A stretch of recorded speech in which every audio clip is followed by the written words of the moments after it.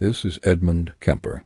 He killed 6 young women over 2 years, but not one of them was who he was really after. Everything he did, every single victim, was building toward one moment, one person.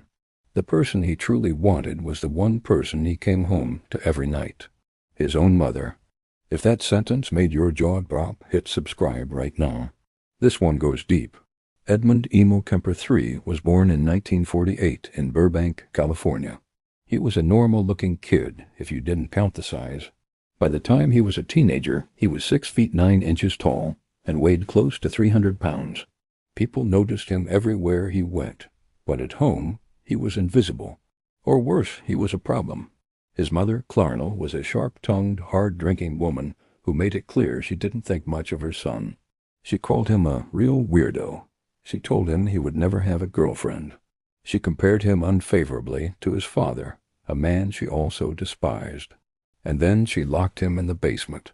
Not as a punishment for one bad day. She locked him down there for months. She told his sisters she was worried he might hurt them. The only way in or out was through a trapdoor in the kitchen floor. He could hear his family walking above him, eating, laughing, living. He was alone with his thoughts. Here's what those thoughts looked like. He decapitated his sister's dolls. He tortured and killed animals. He played a game with his sister where he asked her to blindfold him and pretend to walk him to a gas chamber so he could practice being executed. He was 10 years old. Nobody got him help. When he was 13, he ran away to find his father.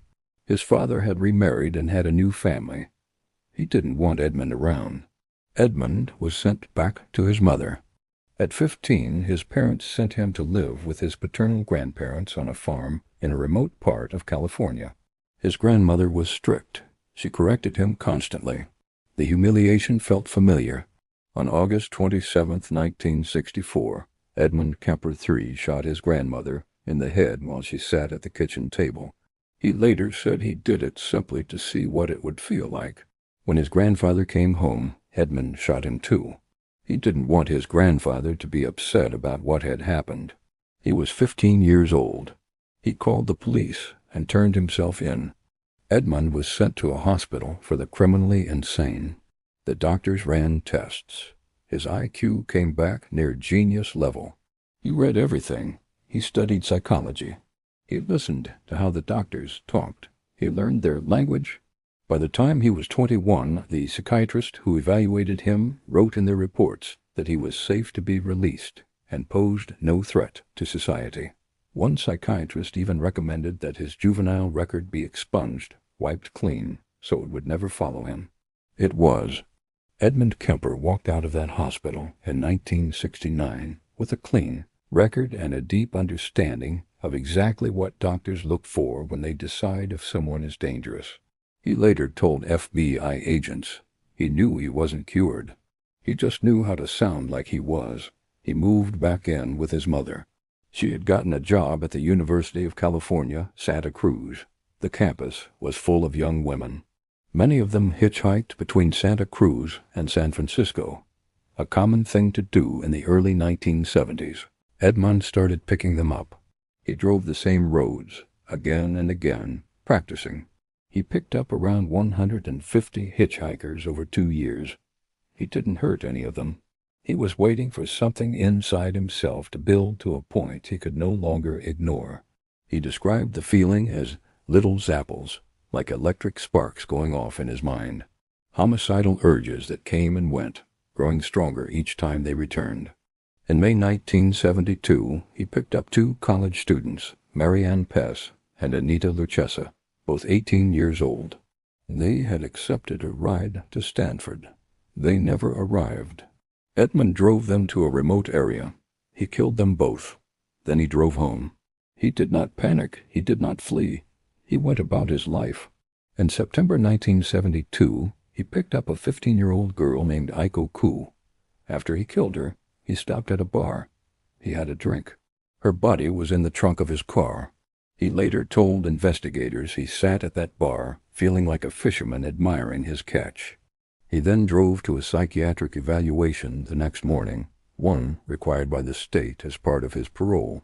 2 psychiatrists met with him, found him charming and well-adjusted, and signed paperwork recommending that his juvenile record remain sealed. Iko Ku's body was still in his car when he drove away from that appointment. He killed 4 more young women over the following months. Each time he returned to his normal life. He was social and well-liked.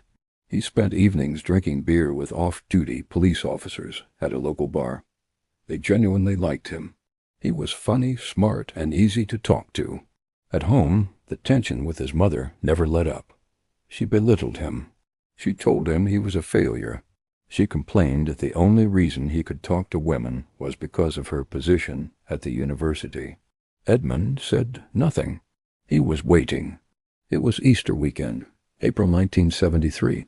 His mother came home late from a party at the university. She went to bed. Edmund waited until she was asleep. He killed Clarnell Kemper with a hammer while she slept. He was 24 years old.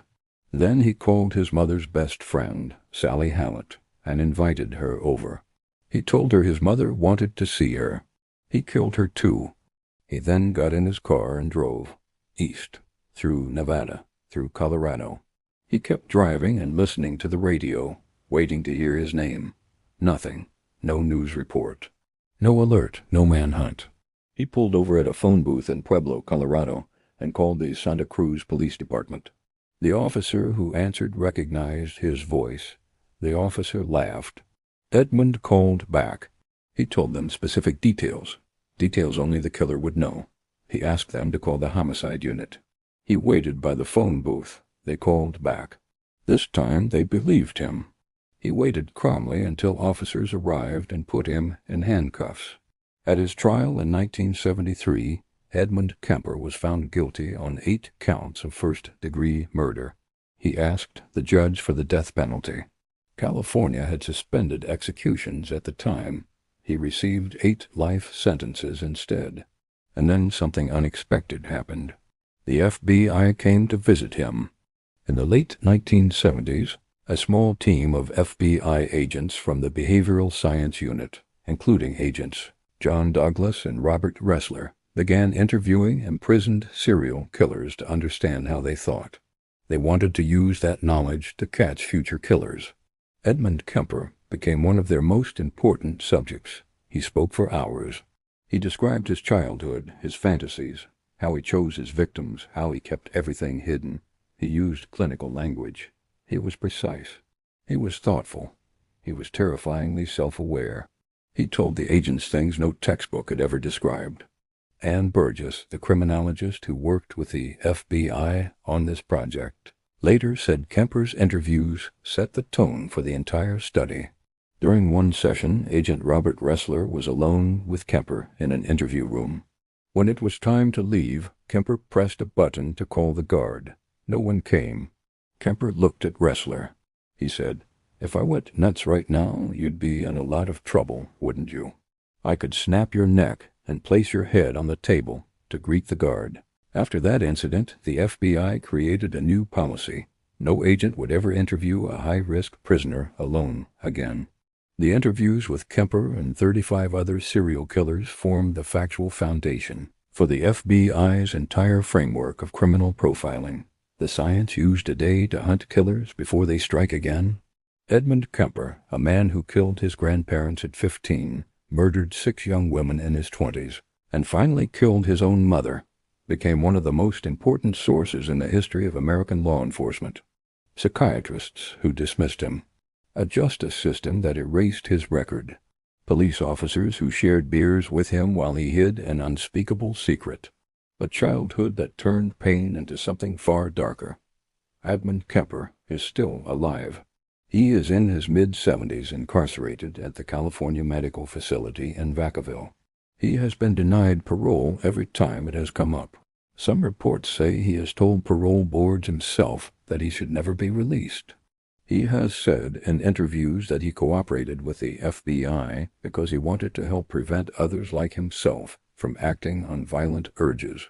Whether that is genuine or just one more performance from a man who learned very young how to tell people exactly what they want to hear is a question no one can answer.